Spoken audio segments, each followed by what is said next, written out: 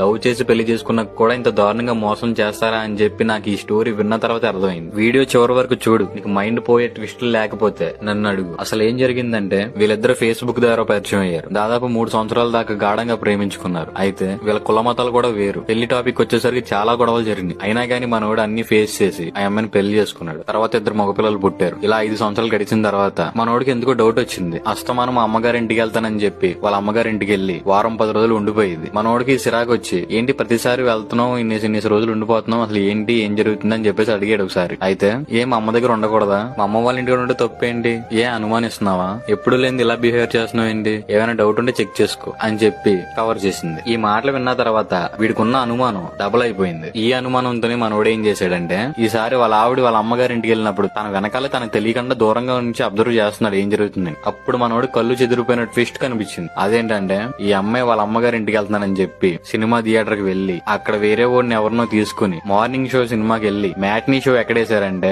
OYO room లో వేశారు. ఇదంతా మనోడు మొత్తం ఎంక్వైరీ చేస్తే ఇలా జరగడం ఇది మొదటిసారి అయితే కాదు, చాలా సార్లు జరిగింది. వీళ్ళ అమ్మగారి ఇంటికి వెళ్తున్నానని చెప్పిన ప్రతిసారి ఇలాగే జరిగేది. మార్నింగ్ షో థియేటర్ లో చూడడం, మ్యాట్నీ షో ఓయో రూమ్ లో వేసుకోవడం. అసలు ఈ కథలో ఏంటంటే లవ్ చేసి పెళ్లి చేసుకుని కూడా ఇంత దారుణంగా ఉంటారా? అలాంటప్పుడు ప్రేమించడం ఎందుకు, పెళ్లి చేసుకుంటాం ఎందుకు, వ్యభిచారం చేయొచ్చు కదా. అసలు ఇటువంటి ఆడదాన్ని మీరైతే ఏం చేస్తారు? ఈ కథకు మీరు ఏం పేరు పెడతారు? ఇప్పుడు తన భర్త ఎవరికి చెప్పుకోలేక, ఎవరికైనా చెప్పుకుంటే వాడి పరువు ఎక్కడ పోద్దు అని చెప్పి ఎవరికి చెప్పలేక, కక్కలేక, మింగలేక వాళ్ళు నలిగిపోతూ ప్రతి క్షణం చస్తూ బతుకుతున్నాడు. ఇటువంటి పరిస్థితుల్లో మన ఓడి ఎటువంటి నిర్ణయం తీసుకుంటే మంచిది? మీరేం చెప్పాలనుకుంటున్నారో కామెంట్ లో రాయండి.